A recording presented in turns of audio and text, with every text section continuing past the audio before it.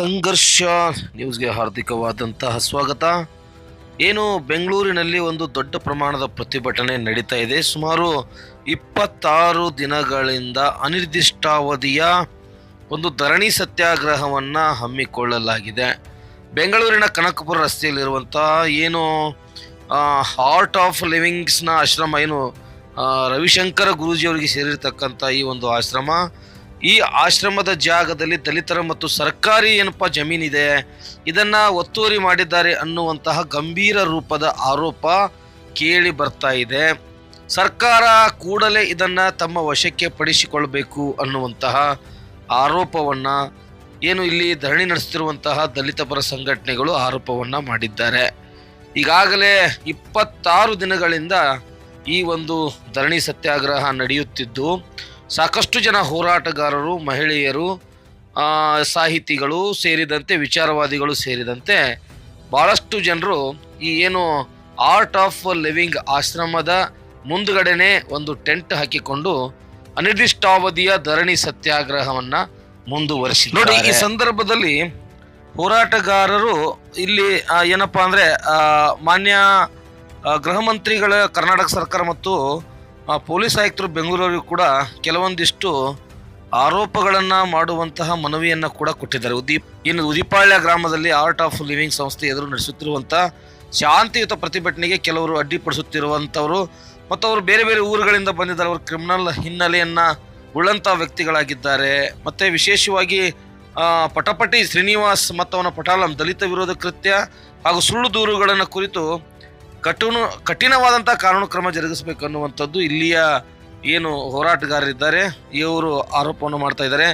ಸಮತಾ ಸೈನಿಕ ದಳ ಹಾಗೂ ಸ್ಥಳೀಯ ದಲಿತ ಸಂಘಟನೆಗಳ ವತಿಯಿಂದ ಉದಿಪಾಳ್ಯ ಗ್ರಾಮದೊಳಗಡೆ ಈ ಆರ್ಟ್ ಆಫ್ ಲಿವಿಂಗ್ ಸಂಸ್ಥೆ ಎದುರು ಅನೇಕ ಎಲ್ಲ ಹೋರಾಟಗಾರರನ್ನ ತಗೊಂಡು ಬಡವರು ಹಾಗೂ ದಲಿತರ ಭೂಮಿ ಹಕ್ಕಿಗಳಿಗಾಗಿ ಅವರ ರಕ್ಷಣೆಗಾಗಿ ಅತ್ಯಂತ ಶಾಂತಿಯುತವಾಗಿ ನಾವು ಹೋರಾಟ ಮಾಡ್ತಾ ಇದ್ದೀವಿ. ಆದರೂ ಕೂಡ ಅನೇಕ ಮುಖಂಡರು ಬಂದು ಅನೇಕ ನಾಯಕರುಗಳು ಕೂಡ ಇದರಲ್ಲಿ ಭಾಗವಹಿಸಿ ನಮ್ಮನ್ನು ಹತ್ತಿಕ್ಕುವಂತಹ ಕೆಲಸ ಮಾಡ್ತಾ ಇದ್ದಾರೆ ಅನ್ನುವಂಥದ್ದು ಮತ್ತು ಇನ್ನೂ ಅನೇಕ ಆರೋಪಗಳನ್ನು ಮಾಡ್ತಾರೆ ಅವರು. ಆತ ಏನು ಜೊತೆಗಿರುವಂಥ ಅನಧಿಕೃತ ಮಂಜೂರಾತಿ ದಾಖಲೆಯನ್ನು ಸೃಷ್ಟಿಸಿಕೊಂಡು ಅಕ್ರಮ ಕಟ್ಟಡಗಳನ್ನು ನಿರ್ಮಿಸಿರುವ ರಾಧಾಕೃಷ್ಣ ಮಾದಿಗ, ಏನು ದಂಡೋರ ಶಂಕರಪ್ಪ, ಹೀಗೆ ಹಲವಾರು ಏನು ಕ್ರಿಮಿನಲ್ ಹಿನ್ನೆಲೆ ಉಳ್ಳಂತಹ ವಯಸ್ಸಂಪಂಗಿ ಗೋಮಾಳ ಜಾಗವನ್ನು ಮಂಜೂರು ಮಾಡಿಸುತ್ತೇನೆ ಎಂದು ಅಮಾಯಕರ ಲಕ್ಷಾಂತರ ರೂಪಾಯಿ ಲಪ್ಟಾಶಿರುವ ದರೋಡೆಕೋರ MS ಜಗನ್ನಾಥ್ ಮತ್ತು ರೌಡಿ ಹಿನ್ನೆಲೆ ಉಳ್ಳ ವ್ಯಕ್ತಿಗಳನ್ನು ಜೊತೆಲಿಟ್ಕೊಂಡಿರುವಂಥ ನಾಯಕರುಗಳು ನಮ್ಮ ದಿಕ್ಕನ್ನು ತಪ್ಪಿಸಲಿಕ್ಕೆ ಪ್ರಯತ್ನ ಮಾಡ್ತಾ ಇದ್ದಾರೆ ಅನ್ನುವಂಥದ್ದು ದಲಿತ ವಿರೋಧಿ ಷಡ್ಯಂತ್ರ ಹಾಗೂ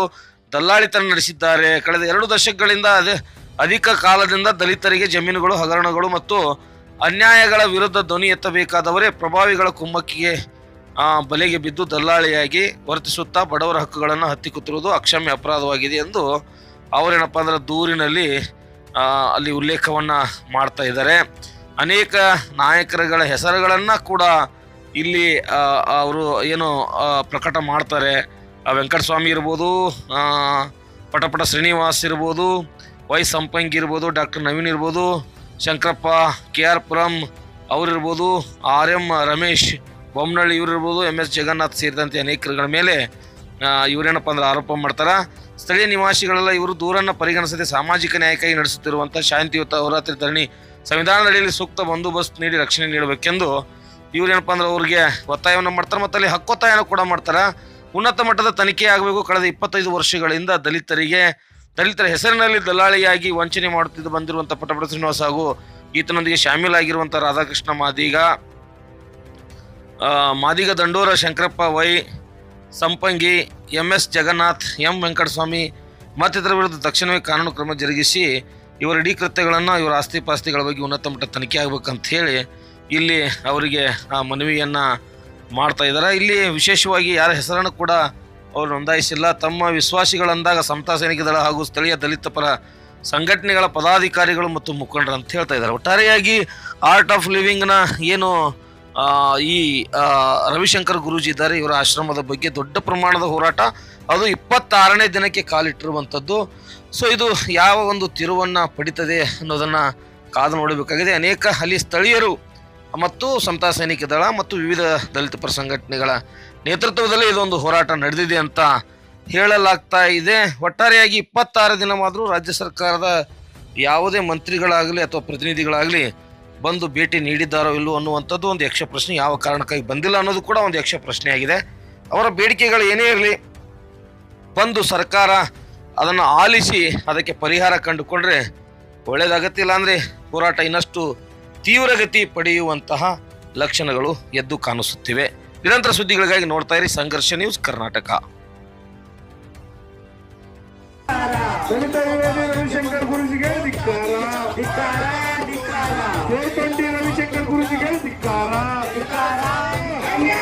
ಅಯ್ಯಯ್ಯೋ, ಬೇಕೇ ಬೇಕು, ಬೇಕೇ ಬೇಕು, ನ್ಯಾಯ ಬೇಕು, ನ್ಯಾಯ ಬೇಕು, ನ್ಯಾಯ ಬೇಕು, ನ್ಯಾಯ ಬೇಕು. ಹಾಟಪ್ಪಿಗೆ ಧಿಕ್ಕಾರ, ಧಿಕ್ಕಾರ, ಧಿಕ್ಕಾರ. ಹನುಮಾದಿ ರವಿಶಂಕರ್ನಿಗೆ ಧಿಕ್ಕಾರ, ಧಿಕ್ಕಾರ, ಧಿಕ್ಕಾರ. ಕಟ್ಟದಾರಿ ರವಿಶಂಕರ್ನಿಗೆ ಧಿಕ್ಕಾರ, ಧಿಕ್ಕಾರ, ಧಿಕ್ಕಾರ. ಕಟ್ಟದಾರಿ ರವಿಶಂಕರ್ನಿಗೆ ಧಿಕ್ಕಾರ, ಧಿಕ್ಕಾರ, ಧಿಕ್ಕಾರ.